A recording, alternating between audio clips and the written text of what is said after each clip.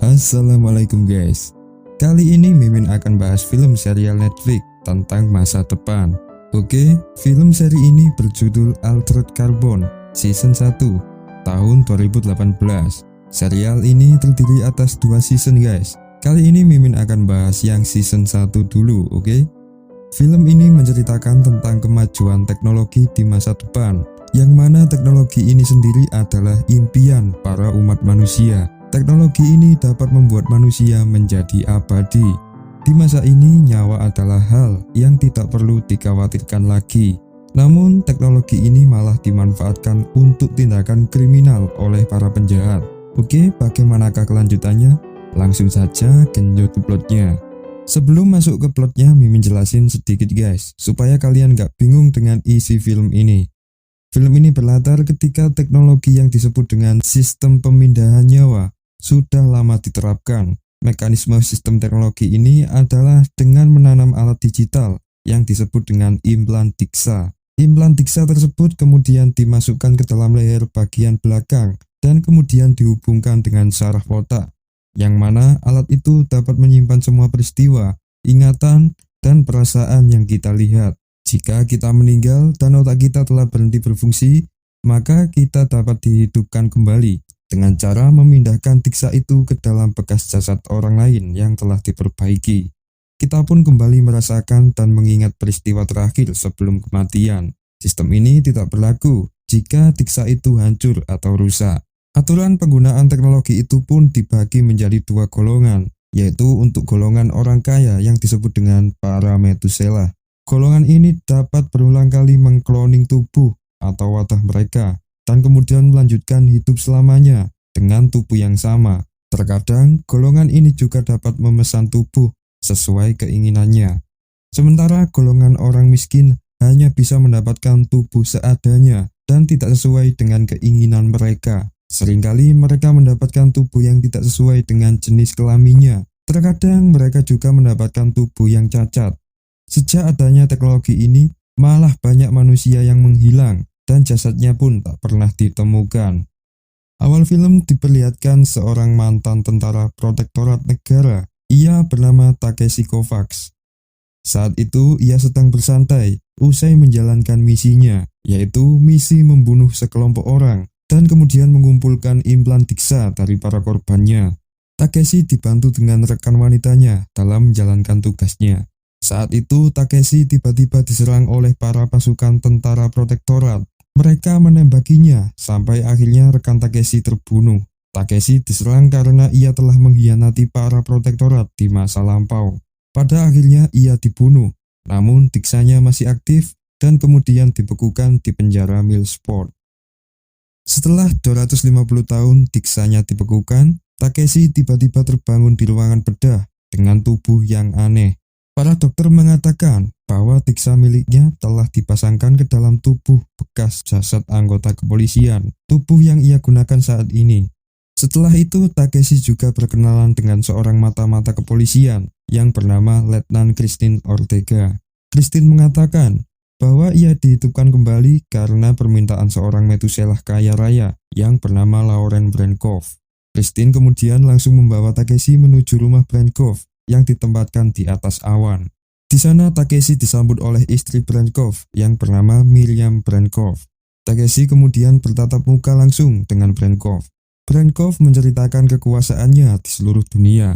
Ia merupakan seorang elit yang mengendalikan organisasi PBB dan sejenisnya. Dia juga penemu teknologi pemindah nyawa ini. Cloning dari wadah tubuhnya sendiri sangatlah banyak. Bahkan ia sudah menjalani hidup selama 450 tahun. Saat itu, Brankov menawarkan sebuah pekerjaan. Brankov tertarik dengan Takeshi karena ia kagum dengan riwayat hidupnya. Takeshi diberikan tugas untuk mencari orang yang membunuh Brankov 350 tahun yang lalu. Brankov menjanjikan untuk membebaskan masa tahanannya jika ia berhasil. Tak hanya itu, Brankov juga akan memberikan separuh kekayaannya kepada Takeshi jika ia berhasil. Namun saat itu Takeshi menolaknya karena prinsipnya sendiri adalah tidak peduli dengan siapapun. Mendengar itu, Brankov pun mengancam akan membekukan kembali DIXA Takeshi jika ia tidak mau untuk menerima tawarannya. Takeshi pun meninggalkan Brenkov dan pergi menuju hotel milik Tuan Pui. Takeshi memesan kamar dan berencana menghabiskan sisa waktunya untuk bersenang-senang. Namun saat itu tiba-tiba ia diserang oleh sekelompok orang yang bernama Dimitri. Takeshi kebingungan, padahal sebelumnya ia tidak pernah mempunyai masalah dengan kelompok itu. Untungnya Pui memiliki senjata rahasia dan membantu Takeshi untuk membunuh semua kelompok itu.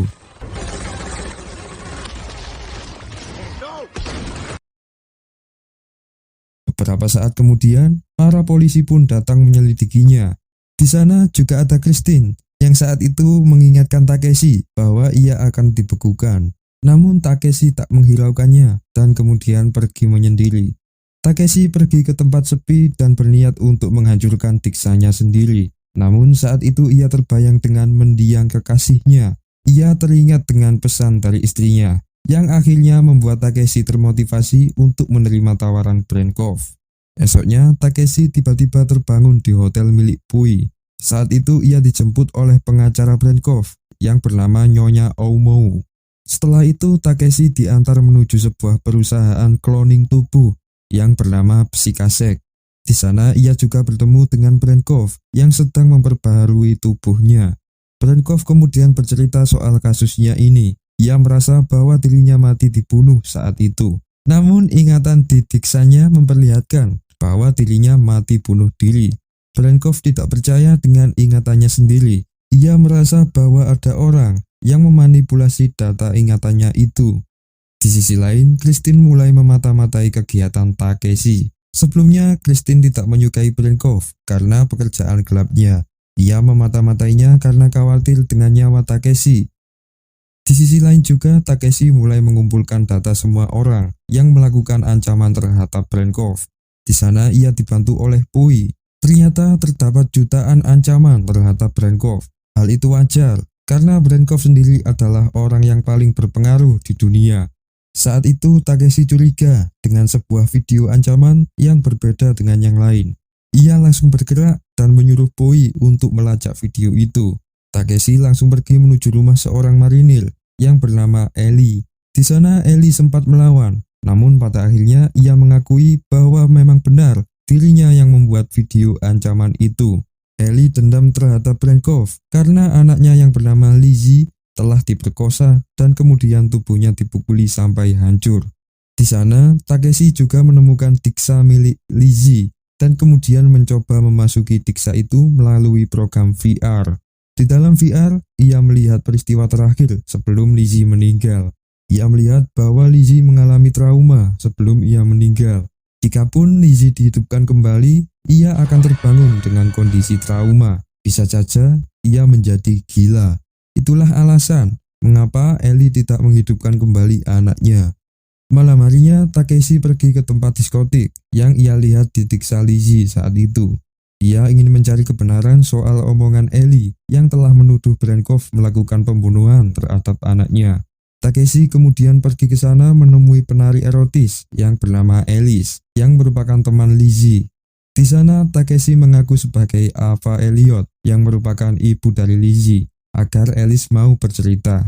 Alice mengakui bahwa akhir-akhir ini Lizzie dipaksa bekerja sebagai penari erotis. Lizzie juga mempunyai langganan seorang Methuselah, namun ia tidak tahu persis siapa orang itu. Setelah interogasi, Takeshi tiba-tiba ditangkap oleh pihak kepolisian. Ternyata yang menangkap dirinya adalah Christine. Di sana Christine kembali mengingatkan bahwa Brenkov adalah orang yang berbahaya. Christine tidak menyukainya karena banyak polisi yang dibayar untuk menutupi bisnis gelapnya. Namun alih-alih Takeshi malah mengatakan bahwa dirinya mempunyai tujuan lain di balik penanganan kasus Brenkov ini. Selang beberapa waktu, pengacara Brenkov pun datang untuk membebaskan Takeshi. Keesokan harinya, Takeshi kembali menemui Ellie untuk melakukan kesepakatan. Takeshi berjanji akan menyembuhkan anaknya dan menghidupkannya kembali. Dengan syarat ia harus menjadi asisten Takeshi selama yang ia perlukan. Singkat cerita, akhirnya Ellie menyetujuinya dan menyerahkan diksa Lizzie kepada Pui. Melihat Ellie yang berpangkat marinir, Takeshi langsung memintanya untuk menunjukkan senjata terbaiknya. Ellie langsung membawa Takeshi menuju tempat paling rahasia, yang mana tempat itu berisi senjata paling canggih di dunia. Akhirnya Takeshi mulai membeli beberapa senjata yang menarik itu. Malamnya Pui memasuki Diksha Lizzie melalui VR dan kemudian mulai melakukan terapi virtual terhadap Lizzie. Pui secara perlahan berhasil mengubah ingatan terakhir dari Lizzie, yang mana saat itu ia sedang stres. Melihat kemajuan anaknya, akhirnya Ellie mempercayai Takeshi dan mulai bekerja untuknya. Keesokan harinya, Takeshi diundang oleh Brenkov untuk datang ke pestanya. Takeshi kemudian berangkat bersama Ellie ke sana. Di sana, Takeshi juga ditugaskan Brenkov untuk memindai seluruh tamu yang kemungkinan besar telah melakukan pembunuhan terhadapnya. Setelah berkeliling, ia tidak juga melihat satu pun hal yang janggal dari para tamu. Namun, Takeshi mulai mencurigai putra Brenkov yang bernama Ishak. Takeshi melihat bahwa Ishak cenderung memiliki sifat yang labil dan pendendam.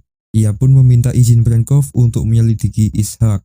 Di sisi lain, Ellie berhasil mendapatkan data pengawasan malam sebelum Lizzie meninggal. Mendengar itu, Takeshi langsung pergi kembali ke diskotik untuk mencari informasi lebih lanjut tentang Lizzie. Namun, saat ia menemui Alice, tiba-tiba Alice menyuntikkan cairan bius kepada Takeshi. Ternyata Alice disuruh oleh kelompok suruhan Dimitri, dan pada akhirnya Alice pun dibunuh juga oleh Dimitri. Takeshi kemudian dibawa Dimitri ke ruang VR, dan kemudian membayar para dokter untuk membantunya menginterogasi. Takeshi pun dipasangkan alat VR, dan kemudian dimasukkan ke ruangan virtual yang tidak nyata. Di sana Takeshi disiksa oleh Dimitri, yang mana sebelumnya ia tidak tahu dan mengira bahwa Takeshi adalah Riker, seorang polisi yang telah mengkhianati Dimitri. Takeshi terlanjur disiksa sampai mati berulang kali. Walaupun hanya virtual, namun tubuhnya tetap merasakan sakit yang sebenarnya. Takeshi merasa bahwa tubuh yang ia gunakan saat ini penuh dengan masalah. Setelah berulang kali merasakan kematian, akhirnya Takeshi tahu kelemahan dari interogasi virtual ini. Takeshi pun mencopot jantungnya sendiri dan membuat para dokter kaget. Melihat Takeshi yang hampir mati sungguhan, para dokter pun melepas alat VR itu dan membuatnya terbangun. Takeshi pun tersadar dan kemudian ia mulai menghabisi semua orang yang ada di ruangan itu. Setelah peristiwa itu, Takeshi langsung pergi menemui Christine untuk meminta pertanggungjawaban atas tubuh yang ia berikan. Takeshi bertanya soal Riker, seorang polisi yang telah tewas. Akhirnya Christine pun menceritakan semua soal tubuh itu. Sebelumnya, Riker adalah kekasih Christine, yang mana saat itu ia tewas karena hukuman mati. Riker terbukti mempunyai kegiatan jual beli manusia bersama kelompok Dimitri. Pengungkapan kasus itu membuat kelompok Dimitri diburu oleh para polisi sampai saat ini. Alasan Christine memakai ulang tubuh Riker adalah karena ia masih mencintainya. Takeshi yang saat ini memakai tubuh Riker pun merasa malu. Ia pun memberikan kepala Dimitri dan meminta Christine untuk membuka diksanya. Christine melihat bahwa Dimitri sempat berganti tubuh sebelum ia mati. Hal itu mengarahkan mereka menuju seorang pengepul tubuh dan diksa ilegal yang bernama Kirnix. Kirnix adalah seorang Methuselah kaya raya juga. Brenkov juga berteman baik dengannya. Di sana Takeshi melihat tubuh beberapa orang, yang mana tubuh rongsokan itu akan dihidupkan kembali dan kemudian diadu. Kirnix adalah orang yang suka menghabiskan uangnya untuk bersenang-senang saja. Di sana Takeshi juga terkejut karena ia melihat tubuh lamanya yang siap diadu di sana. Christine kemudian meminta Kirnix untuk membuka rekaman CCTV yang berisi rekaman Brenkov. Di sana mereka melihat Ishak yang sedang dipukuli Brenkov saat itu. Mereka menduga bahwa Ishak telah membunuh Brenkov karena balas dendam. Hal itu membuat mereka menggeledah langsung rumah Ishak. Di sana mereka menemukan sebuah alat cloning cell, yang mana alat itu sangat langka dan sulit didapatkan secara ilegal. Mereka juga menemukan kloningan tubuh Brenkov yang diduga digunakan Ishak untuk mencari uang melalui tokoh-tokoh penting. Akhirnya Christine langsung menyegel rumah Ishak dan menyita semua properti itu. Tanpa berpikir panjang, Takeshi langsung menemui Ishak dan mengungkapkan semua perbuatannya kepada Brenkov. Brenkov pun marah, namun saat itu Takeshi masih ragu jika Ishak yang melakukan pembunuhan. Takeshi pun meminta Brenkov untuk menunda penghukuman terlebih dahulu. Takeshi pun menemui Christine kembali dan mengajaknya pergi ke bar. Namun mereka tiba-tiba diserang oleh adik Dimitri yang saat itu ia sedang memakai tubuh lama Takeshi. Mereka pun dibawa ke arena pertarungan milik Carnage. Di sana adik Dimitri ingin membalas dendam atas kematian kakaknya dengan bekerja sama dengan Carnage. Sebenarnya Carnage juga sudah lama ingin melenyapkan Christine dan para polisi lainnya. Mereka pun dimasukkan arena dan mulai menghadapi para monster milik Carnage. Setelah melakukan pertarungan yang sangat sengit, akhirnya mereka berhasil membunuh adik Dimitri dan kemudian akhirnya mereka merusak diksanya. Namun melihat itu, Carnage menjadi tidak terima dan menyuruh pasukannya untuk membunuh mereka. Di saat bersamaan, seorang samurai sedang menghabisi seluruh anak buah Carnage dan kemudian menyelamatkan Takeshi. Takeshi melihat bahwa samurai itu ternyata adalah adiknya sendiri yang bernama Rei. Takeshi tiba-tiba terbangun di rumah Rei yang sangat mewah. Di sana, Rei mencoba menyempurnakan ingatan Takeshi tentang masa lalunya. Takeshi pun langsung flashback dengan peristiwa pertama kali saat ia bergabung dengan tentara protektorat. Saat itu ia sedang melakukan misi penangkapan terhadap salah satu bos Yakuza yang meresahkan kota. Para tentara, termasuk Takeshi, kemudian menggerebek tempat Yakuza itu. Di tengah misi, Takeshi tiba-tiba melihat seorang wanita dari Yakuza yang ternyata adalah adiknya sendiri. Merasa adiknya akan terbunuh, Takeshi pun menembaki temannya sendiri. Bersamaan dengan itu, adiknya juga membunuh bosnya sendiri. Mereka pun memutuskan untuk menghabisi kedua kubu tentara itu dan sepakat untuk pergi. Merasa menjadi buronan, mereka pun mengasingkan diri ke hutan. Namun di saat malam hari, mereka tiba-tiba dikepung oleh para tentara Envoys dan akhirnya ditangkap. Keesokannya, Takeshi terbangun dengan kondisi terborgol. Ia diberi tawaran oleh seorang pemimpin Envoys yang bernama Quill Chris. Karena kondisi Takeshi yang sedang menjadi buronan, akhirnya ia menerima tawaran Quill Chris dan bergabung dengan pasukannya. Di sana mereka diajarkan untuk memberontak. Tujuan mereka adalah untuk mengajukan rancangan Undang-Undang 635 yang berisi tentang kebebasan penggugatan korban pembunuhan terhadap pembunuhnya, yang mana sejak adanya teknologi ini, pembunuhan sangat sering terjadi dan tidak ada hukum yang berlaku. Suatu saat, Takeshi jatuh cinta dengan Quill Chris dan berniat untuk menikahinya. Namun, diksa teman-teman mereka tiba-tiba diserang oleh malware yang disebut dengan virus Rowling. Virus itu mengacak-ngacak data diksa mereka dan membuat mereka saling membunuh. Akhirnya semua pasukan Envoys pun musnah. Takeshi pun dikepung oleh para tentara protektorat, namun ia berhasil selamat. Di sisi lain, Quill Chris dan Rei berhasil naik pesawat. Namun di tengah perjalanan, tiba-tiba Rei menyerang Quill Chris karena ia telah meninggalkan Takeshi. Mereka berdua bertengkar, sampai akhirnya Rei meledakkan bom di dalam pesawat. Tubuh dan diksa Quill Chris hancur, sementara diksa Rei berhasil ditemukan. Sejak itulah Rei dan Takeshi terpisah. Rei juga menyuruh Takeshi untuk menjauhi Brenkov dan Christine karena ia tidak ingin Takeshi celaka. Takeshi pun juga kecewa karena Rei telah tega membunuh Quill Chris, kekasihnya. Di sana Takeshi juga melihat beberapa tubuh yang pernah ia lihat. Ternyata Rei lah yang memperkerjakan mereka. Di sana Rei mengancam akan membunuh orang-orang di sekitarnya jika Takeshi tidak menutup kasus Brenkov itu. Akhirnya Takeshi pun meminta diksa dari Ava Elliot yang merupakan istri dari Ellie dan memasangnya dalam tubuh seadanya. Akhirnya Ellie berhasil bertemu dengan istrinya kembali yang telah sekian lama dibekukan oleh anak buah Rei. Di sisi lain, mereka melihat perkembangan dari Lizzie, anaknya, yang tiba-tiba berubah menjadi perempuan penuh dengan skill pembunuh. Beberapa hari ke depan, Lizzie sudah siap untuk dihidupkan kembali.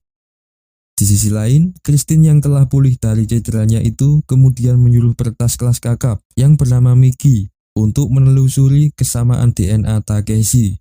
Miki menemukan bahwa ada tubuh yang memiliki DNA yang sama, yang sekarang sedang disimpan di besi kasek. Christine langsung menyuap beberapa penjaga untuk memasuki brankas itu. Namun ternyata ia sendiri telah memasuki jebakan dari Rei.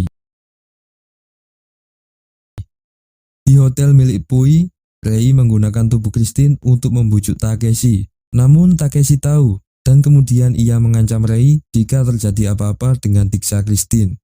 Rei pun mengancam akan membunuh keluarga Christine. Takeshi pun langsung mulai membuat rencana untuk segera menghentikan kasus Brenkoff ini sebelum semuanya terbunuh oleh Rei. Miki pun tiba-tiba bergabung dengan Takeshi karena ia khawatir tentang keberadaan Christine. Akhirnya kerja kelompok pun dimulai. Takeshi memutuskan untuk menuduh pengacara Brenkoff. Takeshi kemudian menunjukkan bukti yang telah dimanipulasi. Akhirnya Brenkoff percaya bahwa pengacaranya sendirilah yang membunuhnya.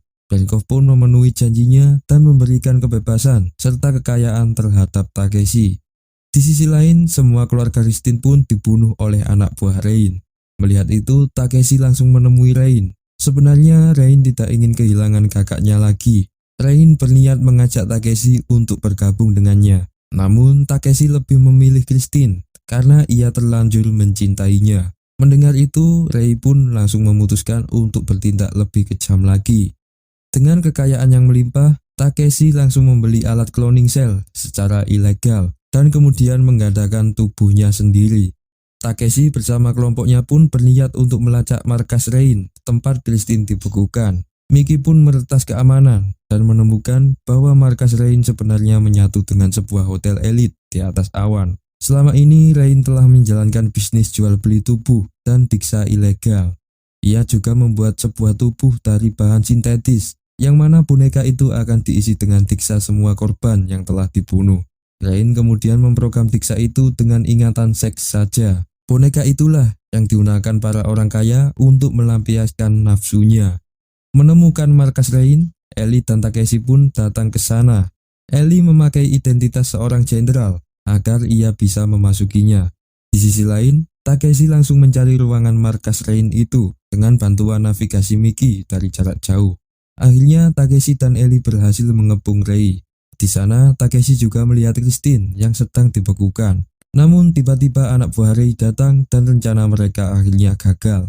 Anak buah Rei pun melacak Pui, Eva, dan Miki. Mereka berhasil meretas tubuh virtual yang membangun Pui dan mulai menghancurkannya. Melihat dirinya akan mati, Pui langsung memanggil Lizzie dan kemudian mentransmisikan ingatan diksanya menuju markas Rei. Pui akhirnya mati dan Miki juga tertembak. Eva yang masih selamat itu pun dibawa anak buah Rei ke markas. Di sana, Rei memberikan pistol kepada Takeshi dan menyuruhnya untuk melenyapkan salah satu rekannya itu. Namun, Takeshi malah memilih untuk akan menembakkan dirinya sendiri. Di saat bersamaan, Lizzie datang dengan tubuh barunya. Lizzie langsung menyerang Rei dan menyelamatkan kedua orang tuanya. Takeshi dan Rei pun akhirnya berduel, sampai akhirnya mereka berdua sebanding. Rei pun akhirnya mengakui bahwa dirinya lah dalang dibalik kematian Brenkoff. Rain menyuruh istri Brenkoff untuk memberikan obat perangsang kepada Brenkoff. Brenkoff yang sebelumnya mengontrol aturan PBB berubah menjadi orang yang gila genjot. Hal itu membuat citra buruk bagi Brenkoff dan pada akhirnya ia menembak diksanya sendiri. Untungnya Brenkoff mempunyai salinan diksa, namun ingatan diksanya itu tidak sempurna. Rain melakukan hal itu karena ia ingin menghentikan pengesahan rancangan Undang-Undang 653 yang mengatur tentang pembunuhan. Mendengar itu, Takeshi pun akhirnya menembak Rain. Dan di saat bersamaan, semua telah selamat. Hotel gelap itu kemudian dijatuhkan dan semua misteri soal orang hilang di kota pun terungkap. Takeshi pun menemui Brenkoff dan mengatakan apa adanya. Pengacara yang telah ia tuduh itu kemudian dibebaskan. Dan istri Brenkoff telah dinyatakan bersalah karena ia telah bekerja sama dengan Rei. Dan ia juga penyebab Brenkoff melakukan bunuh diri. Akhirnya film ditutup dengan terungkapnya perdagangan manusia dan rancangan Undang-Undang 653 itu akhirnya disahkan. Semua polisi korup dan para penjahat di sana pun akhirnya ditangkap.